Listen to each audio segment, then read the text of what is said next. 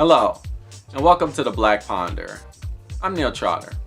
Today we're talking about Either or, A Fragment of Life by Søren Kierkegaard. This is pretty much Kierkegaard's first major published work. This edition is the Penguin Classics edition. And I mentioned that because the introduction is pretty good. The introduction is written by the person that translated this book into English, not the whole book, just this particular edition. And let me drop his name just to give credit where credit is due. The translator is Alistair Hannay.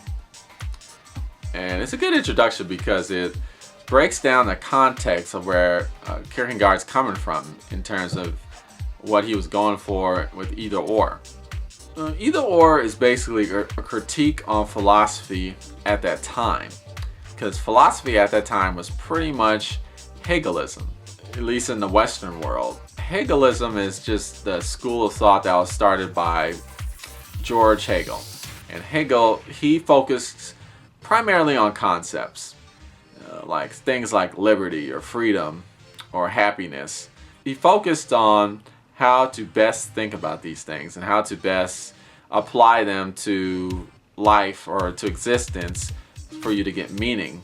Kierkegaard took a more critical standpoint when it came to Hegel. I think he felt that Hegel was getting a little bit too abstract. He was taking the practicality out of philosophy. Philosophy is not so much about how to deal with concepts. Philosophy is more about the human experience. And that's what Either or is about, the human experience.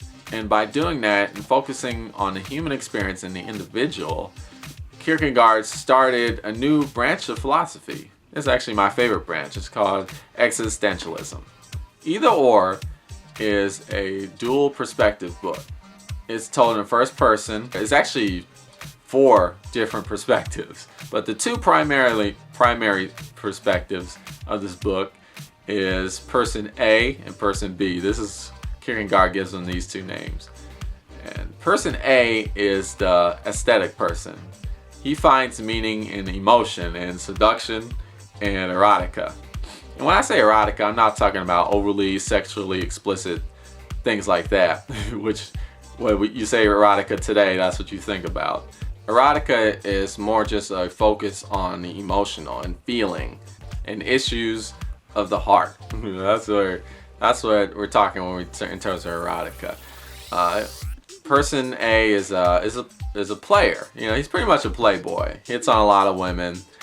He has a lot of relationships. Lives in the moment. He's not really a womanizer. I wouldn't call him that, or somebody who just flat out disrespects women. I wouldn't say that. He's very charismatic. He's kind of reminds me of that guy in the Discourse commercials, the most interesting man in the world.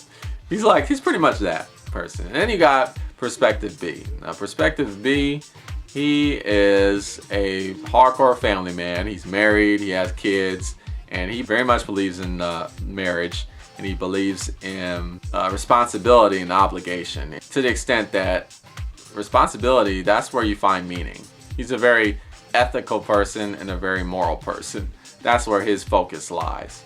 So the book, Either or, is a juxtaposition between the aesthetic and the ethical. So Kierkegaard makes a good case for both sides. He pretty much, from my perspective reading the book, he pretty much gives equal say from the aesthetic and the ethical. Person A is more interesting just because it's, when you're talking about erotic things, it's just more interesting for you. I mean, the fact that he's a player and he's hitting on these girls and he's talking about very emotional things, that is interesting. Perspective B could be a little bit more, I thought it was interesting, but I can understand people could be a little bit bored reading that. Actually, when the book first came out, it was so long. This book alone is like 600 pages, and the text is pretty small. And this is actually the abridged version. Over 600 pages. I don't know how many pages they cut out, but it's a long book. And it's very deep. It has a lot of concepts in them and a lot of ideas. So when it first came out, the book was divided into parts to sell it better. There was part A was sold separately from perspective A, and then the second part, person B, was sold separately as well. And there's even a small part of person A's part. It's called The Seducer's Diary. It's this part where it's written like diary entries, but it's not just diary entries, it's also essays. And he's describing his pursuit of this woman, that he really likes this woman. He gets engaged with this woman, but eventually he decides he doesn't want to go out with this girl anymore because he's kind of tired of her. And it's very interesting, that read. The Seducer's Diary alone was published, and from what the introduction says, it was the highest selling out of the various parts that were released. Person B, he writes letters in response to person A. He's trying to convince them, hey, you need to get a little bit more ethical because you're kind of messing up your life.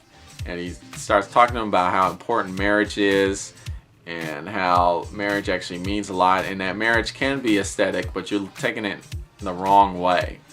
And he starts talking about how a lot of people think that when you should get married, that's it, it's over. But actually, that's just the beginning.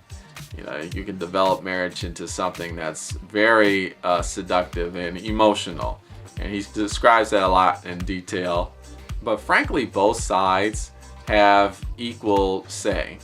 So the question is, what is the conclusion that Kierkegaard's trying to get you to understand? Like, does he want you to have an aesthetic approach to life, or does he want you to have an ethical approach to life? What is he trying to get you to see? I would like to say one quote from the introduction, actually. It's very good. Which, if either, do I take to be life-affirming?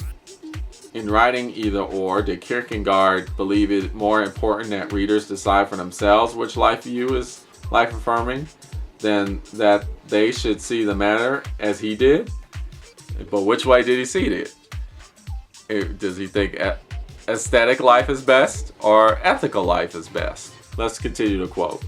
Alternatively, in order to escape this plethora of options, the reader may choose another, totally ignoring what Kierkegaard might have meant and simply reading the work as though first published today, and reading it in an altogether open-minded way, just to see where the portrait fits and to find out how far the choices can affect one's value horizon. That's pretty much how I read it. And you can read it as if it was written today. It's not that difficult. It is old school language, but you can definitely, I guess this is a really good translation, because you can definitely read it like it is today. What I got from this, personally, I think that this is what I think Kierkegaard was trying to do with this book. He wasn't trying to get you to either pick a side, aesthetic or ethical. What he was trying to do was he was trying to convince you that philosophy is about the human experience. That is ultimately what philosophy is about. That's what this book Either Or is about.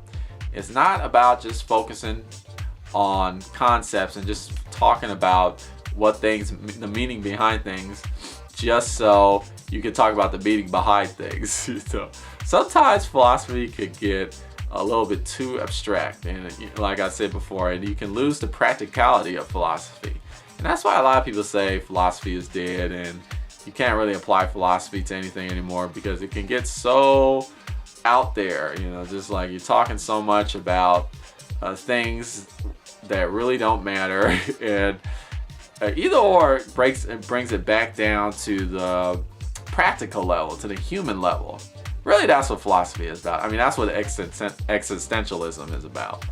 And that's why I love existentialism, because it focuses on things that matter. Now, I'm not saying that other branches of philosophy don't focus on things that matter, but the human experience is really what philosophy is about. That's where we got to search for meaning. And that's what Kierkegaard's trying to do. Just trying to tell you in this book. Whether you're a player or a playboy or a playgirl, or you're like a hardcore family man or family woman, a housewife, dedicated, married for 20 years up, that's beside the point. Whether you're a hardcore religious person or a super enthusiastic atheist, that's another issue entirely. What he's trying to tell you, Kierkegaard, is that those are the things that matter. The aesthetic parts of life and the ethical parts of life. That's really where philosophy starts becoming meaningful. I encourage you to read the book. I mean, I think it was really good. It was very interesting, and I could definitely apply it to today. It's not too old school. You might think it's old school, but it's not. I was gonna talk about a lot of quotes, but I mean, there's so many quotes. The video would be an hour if you would like that. I don't think, I'd rather not make an hour-long video. I mean, we could, but I think most people wouldn't want that, so I'm not gonna put that up. Instead, I'm just gonna I gave an overview about the book. If you want to talk about it, you want to go more in depth with it, just comment below or just message me. There's links down below with the Twitter, the blog, and all that. We can talk about it. It's a very interesting book, but it is a very long book and it has a lot of content in it. So we can talk for ages about this book. It's a pretty good book. I liked it a lot. It has a lot of meaning that you can apply practically. Let me conclude by sharing with you the final lines of the book. The final lines of the book are actually pretty good. Ask yourself and keep on asking until you find the answer. For one can recognize a thing many times and acknowledge it. One can want a thing many times and attempt it. Yet only the deep inner movement, only the indescribable motions of the heart, only these convince you that what you have recognized belongs unto you, that no power can take it from you, for only the truth that edifies is truth for you. You've been watching the Black Ponder. I'm Neil Trotter. I'll see you later.